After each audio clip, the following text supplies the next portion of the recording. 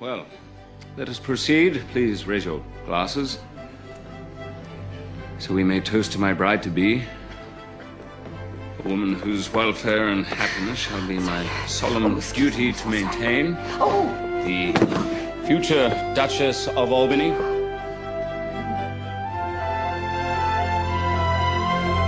Kate McKay.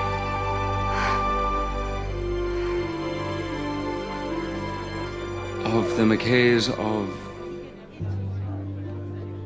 Massapequa.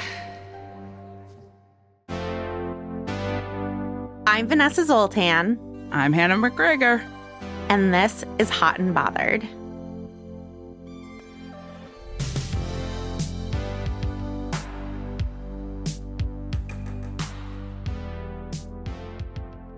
Hannah, we're going to talk about the happily ever after.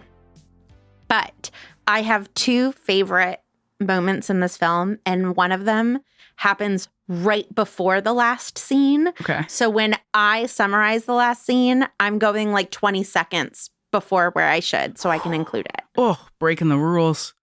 Here's the thing. Time is a pretzel. It is, in fact, a pretzel, it turns out.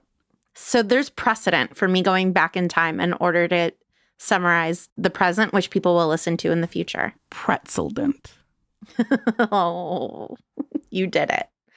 So the HEA starts with Kate, Meg Ryan, having to walk across this like very narrow thing in order to go from the main... A girder. In order to get from the Brooklyn Bridge to a platform that she can jump off in order to jump into the time-space continuum hole and get to 18, whatever. I keep wanting to say it's 1867, but that's just because that's the year of Canadian Confederation.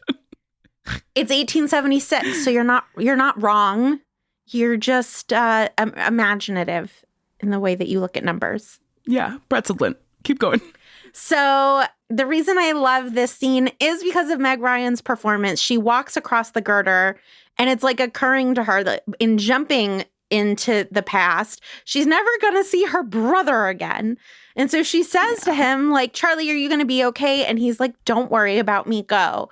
And then this is just Meg Ryan's performance. The way she goes, Charlie, I'll love you forever. I got goosebumps just thinking it. It's so well done. You also just gave me goosebumps. It's just like you feel it, that she is like aware that she's never going to see him again. I love it. Okay, whatever. Yeah. Then she lands in the past and she's got a different dress. It kind of looks the same, but it's different. And that's weird. So she goes and she shows up at the house where Leopold lived, which happens to be the house where she was at a party just in the previous scene. But she had to go to the Brooklyn Bridge, so she's running back to the house where she was. And there's a similar cut. Just a scene ago, Liev Schreiber and Breckin Meyer had to like try to fight their way in through security to get to this party. And now Kate has to break through security in order to get into this party. But she notices this like distinguished man and she says, are you Otis? And Otis, Hugh Jackman's butler, played by the great Philip Bosco, who I love. This happens off screen, but he's like, oh my God, you know who I am? You must be very important, and lets her in. I just thought I would fill that in for you, that's what happens. A good servant can do anything. Kate gets ushered in. She's very Meg Ryan. She's tripping. She's falling. The sound effects and her falls don't line up at all. So that's just a fun thing. And Hugh Jackman is standing up and he is very somber as his uncle is like, my nephew is now going to announce his bride. And she won't get a say. And there's this shot of like all of these women being like, oh, I really hope it's going to be me. And somehow they make all of these beautiful women in their beautiful dresses all look silly. They all have like curls that are kind of like horns in like this weird place. And so Hugh Jackman says, everybody please raise their glass to my bride, the woman whose happiness will be my number one priority. And then he goes, and he sees Kate and he says, Kate of, And because we think he's going to say like of some great family. And she says Massapequa. And Long Island is the joke there. It's funny that she's just from Massapequa. And then they kiss and they say, I love you. And they dance. And she most likely safely has one child in the future because eventually Stuart is born, but probably dies in childbirth. Oh, great point. She does safely have one child. She at least safely has one child. Huh. And that's the final scene. So what did you think? First, I'd like a compliment on my summary, and then you can tell me what you thought of the scene. Ah, beautiful summary. Thank you. Yeah, really well done. Thank you. Really well done. Okay, now you can tell me what you thought of the scene.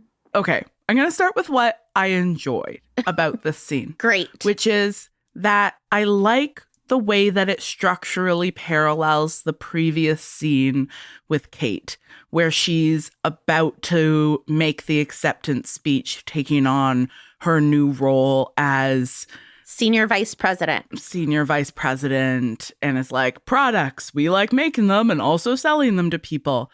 And the parallel makes it clear that both of them in their own way are selling out to systems that they don't actually believe in, but have been pressured by the circumstances of the world that they live in to consent to. Like, he does not want to participate in this dehumanizing marriage market system where he just selects a rich lady and is like, cool, I guess I'll spend the rest of my life with you. And the movie structurally parallels that to her career as being like, this is pretty bad for both of them. Both of these systems are pretty dehumanizing to the people involved in them. I also like that she is the one who takes the action at the end to pursue him, right? It's been made clear to us that love is a leap, and she takes that leap. And the girder scene makes it clear that that leap is scary, that you have to cross a scary girder, and then you have to just jump off a bridge and just believe that that's gonna be okay. And she does that, and then it's not done. Now she has to get into a party. Like, there's, Yeah. It's a taxing evening. Can I add something that just to this? So even though he doesn't like participating in this, what he says when he thinks that he is going to be announcing one of the trees of Schenectady is the woman whose happiness I am responsible for. So it does feel like even though he doesn't like this system, he is still thinking about it as a responsibility that he's going to take seriously. Yeah. I like he's that. not going to treat whoever he ends up marrying badly. Yeah, and I really like that. It's been made very clear to us that he takes etiquette seriously. Yeah. He will be extremely polite in his loveless marriage. Yeah, but if you're gonna be in a loveless marriage, you might as well not be mean about it. Yeah. And she'd probably be mean about it.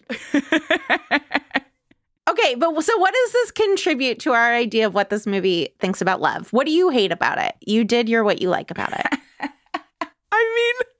I mean, at the risk of really repeating myself, the time she has gone back to is bad. Yeah. It is not a good time to be a woman. There is not modern medical care. She does not have the vote. She does not have legal rights. Her husband owns her body. Marital rape is legal. It's bad. It's also like a time of, like, yes, we also now live in a time of pervasive injustice, but it's a time of significantly worse pervasive injustice. So it's also like, cool, I as a white woman feel fine going back to a time when Black people were not fully considered to be human, when, Indigenous people were actively having a genocide perpetrated on them by a government that wanted to eliminate them. Like, all of that stuff is really like, man, you have to really plug your nose to enjoy this ending. You've got to really be like, I'll just pretend I don't know what history is. And you know what? Maybe for a lot of people, they're not pretending. Maybe a lot of people just don't know what the past was like. But y'all, it was pretty bad. we usually end with this, if you could rewrite this ending, what would happen? But I need to add one of the two things that I would have happen would be that she would stop at a CVS on the way and bring like Neosporin and ibuprofen in her purse with her to the past. He's a scientist. He could be like, this is what's in them and then create them earlier. Like, I'm not saying bring back like justice. I'm saying just bring back things so that a cut won't kill you. Yeah, it's one of the things that I've always really enjoyed about the Outlander series. Me too! That she's like constantly inventing penicillin. She's like, listen, I know that things can be better. And when she returns to the past, she's like, okay, what am I packing? Yeah. What am I bringing this time? Me too. And then I love that she gets tried for being a witch because she's so good at healing. Yeah, they're like, fewer women have been dying in childbirth lately. We don't like it. No. Yeah, no, I really wish that she had stopped at a Duane Reade and just been like, this whole shelf is coming with me. I would love for her to show up with just like so many bottles of antibiotics. Yeah, that's it. That's all I want is antibiotics. Yeah, the other thing that it absolutely makes love seem like this really big, scary leap. It also... like, it's about timing, right? Like, you can miss your guy is the other thing that I don't know how I feel about. That love is about timing. I think that there's a lot of truth to that. Yeah. And that you can meet a right person at a wrong time and it just, like, not be what it could have been in another time. But this, like, you better be there or he was going to announce that he was married to someone else and then you would have lost him forever and you would have been stuck in the past where you have no rights and no money and no job and no anything and no husband to protect you. Yeah. Though, like, hasn't it been established that this hole opens weekly? Right. And that it always takes you back to the same day. So couldn't she have just gone back and forth? I know. I was thinking about that too. I was like, maybe they can go back to Duane Reade next week. It's not clear to me if they can just bounce back and forth. I don't care about her seeing Charlie again. They had a great goodbye. I really care about the Neosporin. Yeah, your priorities are in the right place. Thank you. I'm like, that loop's been closed. But I just got a cut a couple of weeks ago that would have killed me in 1876. I'd be dead. If you could rewrite this ending, Hannah, what would you do? I would have them stop at a CVS. What would you do? You'd have them stop at a CVS. Okay. I have like a small rewrite and a big rewrite. Okay. Me too. My big rewrite was the Duane Reade CVS stop, but go. Okay, good. So I'll start with my big one. Yeah. My big rewrite is that he stays in the present. Just stay. You stay in the present. The two of you can like live life differently. Yeah. You can make different choices. Yeah. You can figure out how to live a life that like brings in a lot of the values he has introduced to her. I mean, I guess he's got to go back and invent the elevator. But then they could come back.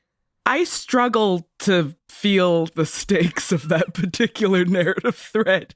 If he doesn't go back, we'll have no elevators. I'm like, okay, fun fact about the history of the elevator is that actually it's one of those things that was like, you know, when technology reaches a certain point, like everyone's going to invent the same thing. Yeah. Like multiple people were patenting elevators at the same time. So like, it's fine. Somebody else is going to do it. Elevators are super important. But yes, I think we could have backwards engineered that. It's not like Back to the Future where everybody forgot that elevators ever existed.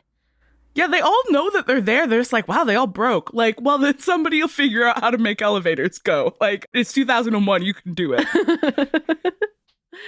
Hannah, laughing aside, I would like this movie better if it ended with them having a horse farm upstate.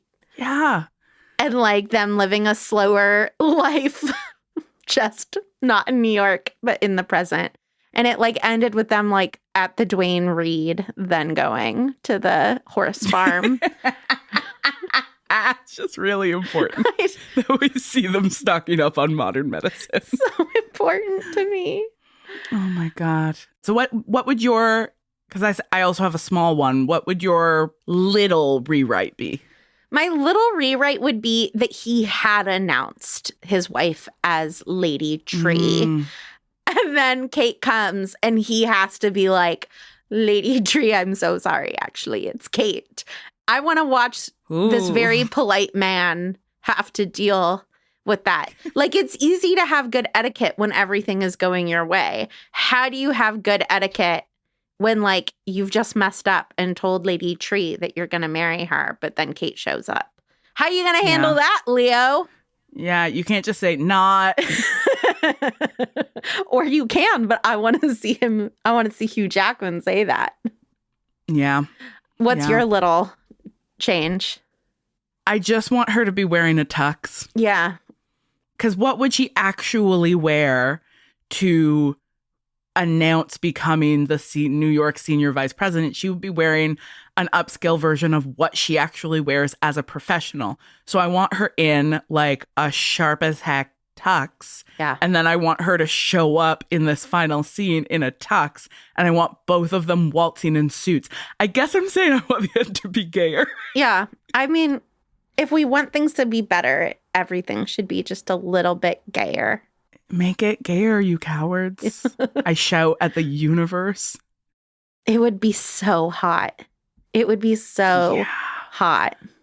Yeah, think about how hot that scene would be if she was wearing a tux. Yeah. Yes. Okay. I really do hope the producers are listening to us.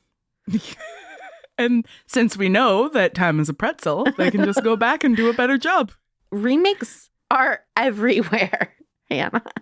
Who would you cast in a contemporary remake of Kate and Leopold? Aubrey Plaza.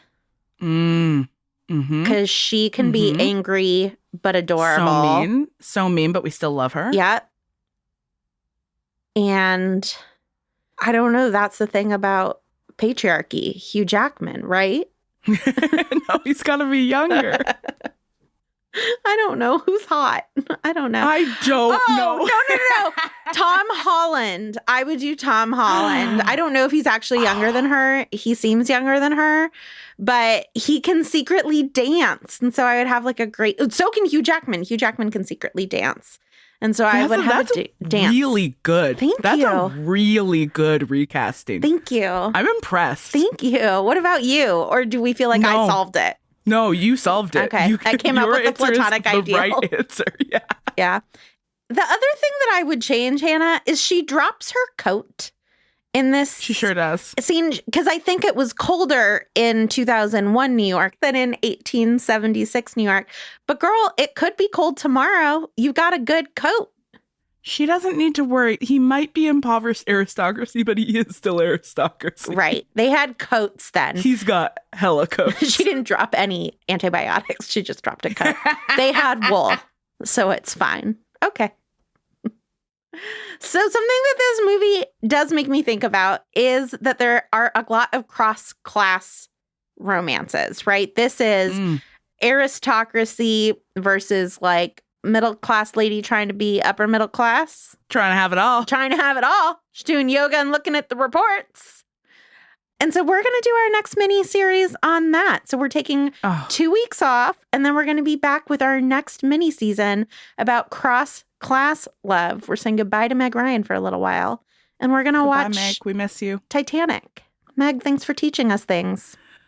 Whew, I am trepidatious about this. I watched Titanic in theaters. Of course. And I have never rewatched it because it made me cry so hard as a teenager. Yes, because you're not dead inside. So we'll see how I do this time around. You've been listening to Hot and Bothered. We're a small show, so we need your support to run. If you can, please consider supporting on Patreon at patreon.com/hotandbotheredrompod. Love the show? Please leave us a review on Apple Podcasts. Our executive producer is Vanessa Zoltan. We're edited and produced by Ariana Nettleman, and we're distributed by Acast. Thanks, as always, to our soulmate level patrons, Molly Reilly, who we would chase through an airport to declare our love to, Becky Boo, who we would wait for hours on the Empire State Building for, Elizabeth Schweinsberg, whose heart we would play a game of one-on-one basketball for, Lauren Bayer O'Connell, who we would call up on stage to dance with us in front of the whole summer camp. Thanks to our team, Julia Argy, Nikki Zoltan, AJ Uramas, Courtney Brown, and Stephanie Paulsell.